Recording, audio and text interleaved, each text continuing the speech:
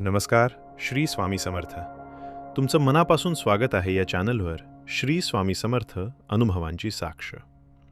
इथे शब्दांपेक्षा अनुभव बोलतात. शांततेतून उमटलेली जाणीव इथे प्रत्येक कथेत जाणवते. जय जय रघुवीर समर्थ. मित्रांनो, आपल्या आयुष्यात अनेक वेळा अशा घटना घडतात की त्या क्षणी त्या अगदी सामान्य वाटतात.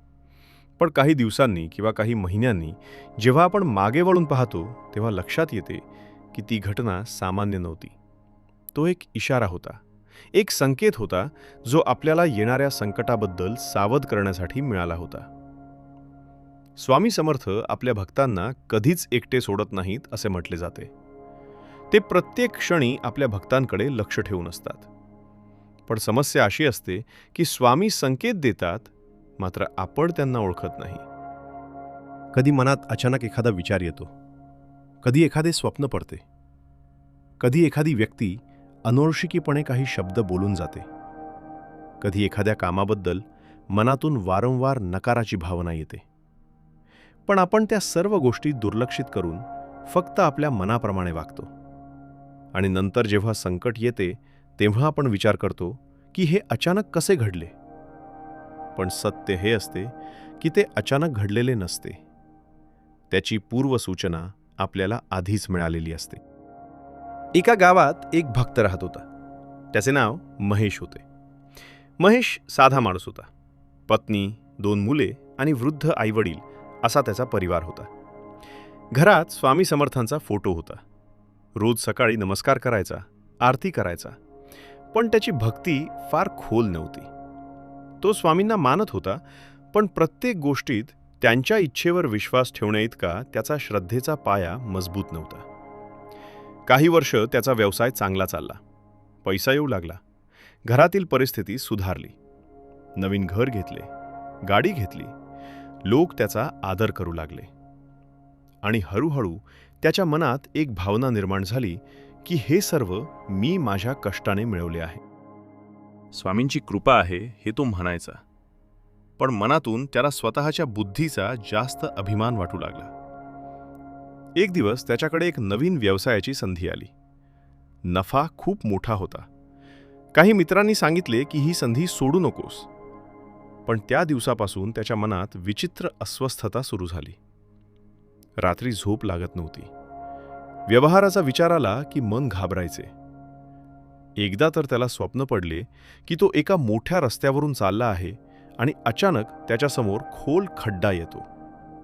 तो घाबरून मागे हटतो आणि त्याच वेळी त्याची झोप उघडते. त्यानं त्या स्वप्नाकडे फारसे लक्ष दिले नाही. दुसऱ्या दिवशी तो मंदिरात गेला. तिथे एक वृद्ध भक्त त्याला म्हणाले, कधी कधी जे चमकतं ते सोनं नसतं. महेशने हसून ती गोष्ट टाळली. काही दिवसांनी पुन्हा त्याला एकच स्वप्न पडले. यावेळी त्याने पाहिले की तो एका मोठ्या इमारतीत प्रवेश करतो आहे आणि आत गेल्यावर सर्व दरवाजे बंद होतात. तो घाबरून बाहेर पडण्याचा प्रयत्न करतो, पण मार्ग सापडत नाही. सकाळी उठल्यावर त्याच्या मनात भीती निर्माण झाली. पण मित्रांनी सांगितले की इतका मोठा फायदा मिळणार असेल तर धोका पत्करावाच लागतो. शेवटी त्याने व्यवहार केला.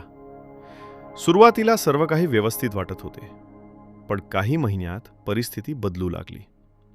ज्यांच्यावर त्याने विश्वास ठेवला होता ते लोक अचानक गायब झाले. कागदपत्रामध्ये समस्या निर्माण झाल्या. पैसे अडकले, कर्ज वाढले, घरातील वातावरण बिघडले. दिवसेंदिवस ताण वाढू लागला. आणि एक दिवस असा आला की त्याने आयुष्यभर जमवलेली जवळजवळ सर्व बचत गमावली. त्या रात्री तो खूप खचला होता. तो देवघरासमोर बसला आणि रडू लागला. त्याच्या डोळ्यासमोर मागचे अनेक महिने फिरू लागले. ती स्वप्ने, ती अस्वस्थता, त्या वृद्ध भक्तांचे शब्द, मनात येणारा नकारात्मक संकेत, सर्व काही त्याला आठवू लागले. आणि तेव्हा त्याला जाणवले की स्वामी त्याला वारंवार सावध करत होते, पण त्याने प्रत्येक इशारा दुर्लक्षित केला. मित्रांनो, अनेक वेळा आपल्या आयुष्यातही असे घडते.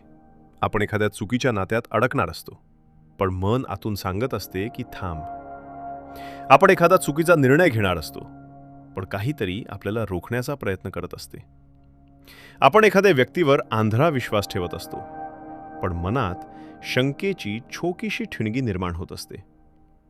हे सर्व संकेत कधीकधी स्वामींच्या कृपेनेच मिळत असतात. कारण स्वामींचे कार्य फक्त चमत्कार करणे नाही, तर भक्ताला संकटापासून वाचवणे हे देखील आहे. पण जेव्हा भक्त स्वतःच्या हट्टाला, अहंकाराला आणि लोभाला जास्त महत्त्व देतो, तेव्हा तो त्या संकेतांकडे दुर्लक्ष करतो आणि मग परिस्थिती त्याला कठोर धडा शिकवते. एका महिलेला सतत असे वाटत होते की तिनं एका विशिष्ट प्रवासाला जाऊ नये.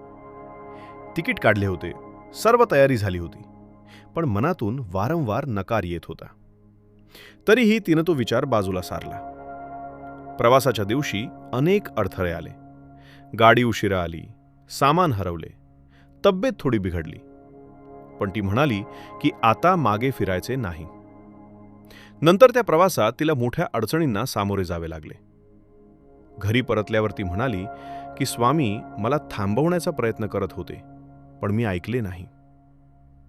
मित्रांनो, स्वामींचे इशारे नेहमी मोठ्या आवाजात येत नाहीत. ते अनेकदा शांतपणे येतात.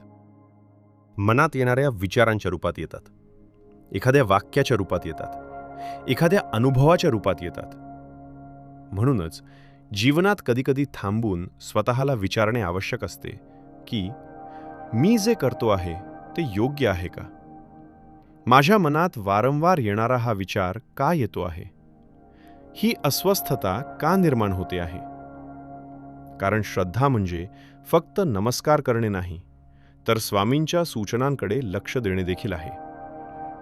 जे भक्त हे समजून घेतात ते अनेक संकटांपासून वाचतात, आणि जे दुर्लक्ष करतात त्यांना आयुष्य स्वतःच्या मार्गाने शिकवते. म्हणून मित्रांनो, पुढच्या वेळी तुमच्या आयुष्यात एखादा विचित्र संकेत मिळाला, एखादे स्वप्न वारंवार पडले, एखाद्या निर्णयाबद्दल मनातून स्पष्ट नकार आला, किंवा एखाद्या अनोळखी व्यक्तीच्या शब्दांनी तुमच्या मनाला स्पर्श केला, तर त्याकडे दुर्लक्ष करू नका. शांतपणे स्वामींचे नाव घ्या, प्रार्थना करा आणि योग्य मार्ग दाखवण्याची विनंती करा. कारण स्वामी समर्थ आपल्या भक्तांना कधीच सोडत नाहीत, पण त्यांचे संकेत ओळखण्याची जबाबदारी मात्र आपलीच असते. जय जय रघुवीर समर्थ.